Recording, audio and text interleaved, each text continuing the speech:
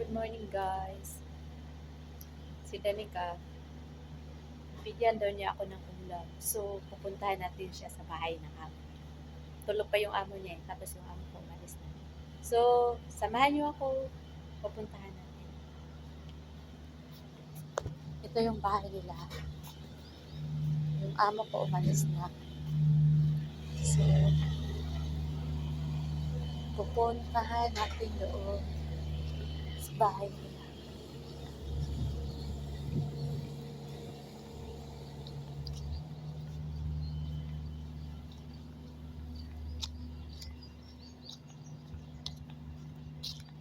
Isa, dalawa, tatlo, apat, lima, anim, ito, walo. Ayan na si Danica, lumabas na. Napareho pala kami na kayalo. Dahan-dahan na pa. Kasi lumabas na yung amo ko. Hi! Good morning! How are you? Ito yung si Daddy. Kumusta? Thank you so much sa ulan. I'm going back to the office. Hindi. Huwag muna. Huwag muna. Uy, isin mo lang. Ganyan man talaga yan. Kasi bago ka pa nag-adjust ka pa. Ganun din naman ako ng mga 3 months na tiis ko. Tapos, nung mag 4 months na, okay na, wala na problema. Kasi mahirap pa iba-iba yung amo. Mag-a-adjust ka na naman. Tiisin mo muna. Ganyan talaga yun dahil laban lang. Kaysa mag-toddler ka, mahirap yung maliit na bata.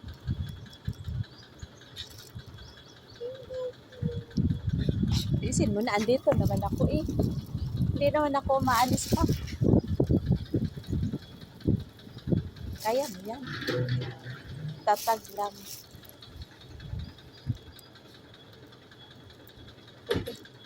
Huwag kang umayak. Hindi okay na. Kaya mo yan. Kaya. Tiisin mo hanggang 3 months, 4 months. Alam mo, no, ganyan ako nung una. Mabigat yung ay, warm hug. You want? Don't cry. Sige na, ay bye na. Ha? See? Oh, na-chat mo na. See, bye.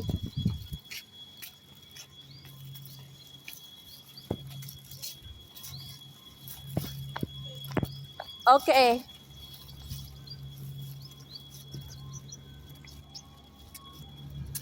So, yun guys. Nakuha ko yung ulam na iyak-iyak si Danica. Kasi hindi na natis ng bata. Alam niya guys, ito pala yung naglilinis dito sa kalsada. Nakuha yung mga dahon-dahon, alikabon, para mag-scrap the floor.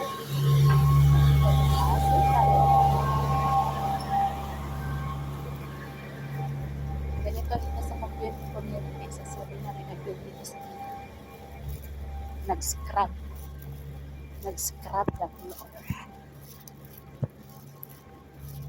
Scrub the road pala. Nandito na ako sa amo guys. Kawawa nandito na ako sa bahay niya. Kawawa talaga si Danica. Gusto niya lumalis. Kasi nahihirapan siya. Ako man din. Nahihirapan man din ako talaga. Wala lang ang trabaho na. Hindi, mahirap talaga lahat. Mahirap. Kung marunong ka magtiis, tiis lang. Pero, kung hindi marunong magtiis, batay magagawa. Sa iba-iba yung ano. So, andito na ako sa loob ng bahay ng amo. So, yun lang. Ganyan talaga pag OFW. Tatag ng loob. Tsaka,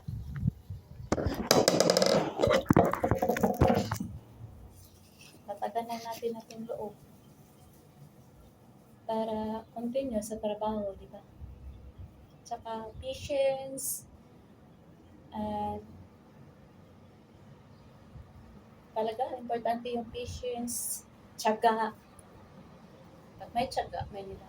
Importante talaga yun sa isang OFW. Ganon din ako dati. Gusto ko umuwi, pero iniisip ko kasi, andito na ako sa Dubai. Sayang man yung pinaghirapan ko na nag-apply ako, nagpa-medical, o di ba? Tapos, nung napunta ako sa Manila, grabe yung pinagdaanan mo. Steps by steps. Grabe yung pinagdaanan mo sa Manila pa lang. Pag-apply pa lang. Hanggang nandito na sa Dubai, sumaba ka na. Pero iniisip ko, andito na ako, kakayanin ko, di ba? First timer pa ako nun. Pero palagi ako nanood sa mga videos, pa sa mga OFW. Kaya yung nagkaamo ako, yung sponsor ko talaga, hindi kami magkaintindihan. Palagi kami nag-aaway. So, yung ginawa ko, palaban ako Hindi nagsagutan kaming dalawa. Sabi ko, I want to go back to the office. Take me back there. So, palagi kami nag-aaway hanggang sa siguro nagsawa na siya. 3 months ako sa kanya. Sinuli ako. So, yun lang. Tapos, sinabi ko doon na yung sa sitwasyon ko doon, tapos yung anak ng amo ko, gusto na niya ako. Tapos sabi niya, siya na mag-sponsor sa akin. Sabi naman ng friend ko, may friend ako nauna siya sa akin. Sabi niya, yung pangalan ng Tarhata. Hindi ko talaga siya makakalimutan. Tarhata, shout out sa'yo. Sabi niya, C3 ka na kasi, yung C3 kasi company visa, yung C1 employer visa. Kasi pagdating ko doon sa opisina, binigyan ako ng chance ng company na mag-company visa. Sabi ko, ayaw ko kasi Tarata. Sabi niya, alam mo, walang madam na matino dito sa Dubai. Lahat pare-pareho yung ugali. Sabi ko, ayaw kasi nahirapan ako mag-adjust. Sabi niya, nasa sayo yun. Sabi ko, sir, pwede pa bigyan mo ako ng chance nag-C1 ako. Binigyan ako ni sir ng chance. Nag-C1 ako, napunta ako sa sergeant. Mas lalong mahirap ang buhay doon. Kaya, pag ikwento ko lahat, naku, ewan ko lang. Parang hindi tayo matapos-tapos sa isang araw. Kaya, sabi ko doon sa Sarja, makuha ko lang isang buwang sahod ko, babalik na ako sa office. Kaya nung nakuha ko, bumalik na ako sa opisina din, nag-decide na ako mag-sitri. Yun, yung una kong among Morocco, naka 3 months din ako, 3 months and 20 days. Tapos, nag-away kami nag-away din kami, umalis din ako. Sabi ko, alis na ako. Kasi hindi ko na gusto yung pag-uugali niya. Bata din yun, 2 years old. Tapos, napunta ako sa amo kong Iranian. Ay, iba din yung ugali ng amo ko. Kaso lang, gusto ko sa kanya mapagbigay. May food allowance kami, pagbigay siya. Kung may mga Father's Day, birthday mo, binibigyan ka ng pera, ganun, mapagbigay talaga siya. Food allowance ko ron, 300, malapit lang, Jumeirah. Kaya 6 months lang ako, kahit palagi kami nag-aaway, sabi ko, I want to go back to the office. Sabi niya, pack up your things. Pero sabi ng kasama, sorry ka. Sabi ko, no, gusto ko umuwi. Pero naka 6 months din ako sa kanya. Pero in good terms, ako umuwi ako sa opisina kasi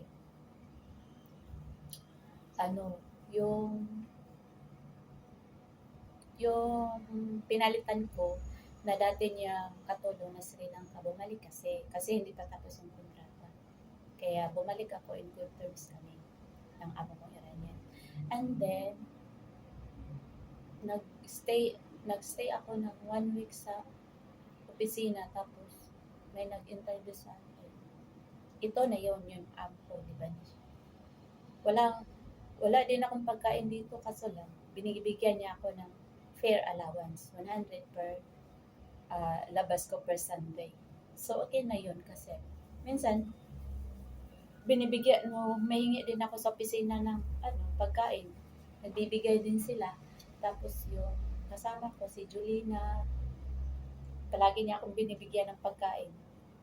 Tapos si Danica, namimigay din niya sa akin. Kasi kapitbahay lang kami ni Danica, namimigay din siya sa akin. So, salamat sa mga friends ko na namimigay ng pagkain sa opisina. Binibigyan din ako ng pang food allowance. So, walang problema. Nakakain din. Kahit nakakain ng dito lang talaga ako nakakain ng one day rice eat. Pero nagtinapay ako ng umaga, tsaka kape, pag gabi din tinapay. Tsaka kumakain lang din ako ng rice lunch. So, lunch ako kumakain ng rice. So, malakas din ako kumain pag lunch kasi mas gutom kapag lunch. So, okay naman dito kahit nag-away kami ng alaga ko. Kasi mahirap gisingin din. Ay, buti na lang yung amo ko tumutulong sa akin. Wala nang naging problema. Hindi ko alam kung kailan ako dito, kung matapos ko ba yung kontrata dito. Hindi ko masabi kasi, syempre, mahaba-haba pang pupunuin ko. So, hindi natin alam no, magbagong isip, mag-away kami. Siyempre, magbagong isip ko, ay magtubukak na naman. So, yun lang. Kasi company visa kami. Kahit pabalik-pabalik kami sa opisina, at least tuloy-tuloy yung kontrata kasi company kami, hindi employees. So, yun lang kagandahan sa may day off. Yun lang kagandahan sa company visa. Yun lang kwentong OFW. At sana sa lahat ng OFW dito sa buong mundo, dapat matatag tayo. So, wala yung ulam na binigay ni Danica sa akin, 2 Tupperware. Salamat, Danica. Tikman natin. Ano kaya to? Ano tip? Chinese yung amo niya. Masarap. Masarap siya.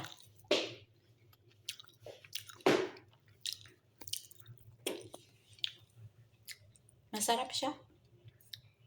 Kamayin ko na. Masarap nito. Thank you, Danica. Hindi ko muna nainit. Ang sarap kumain ng kanin.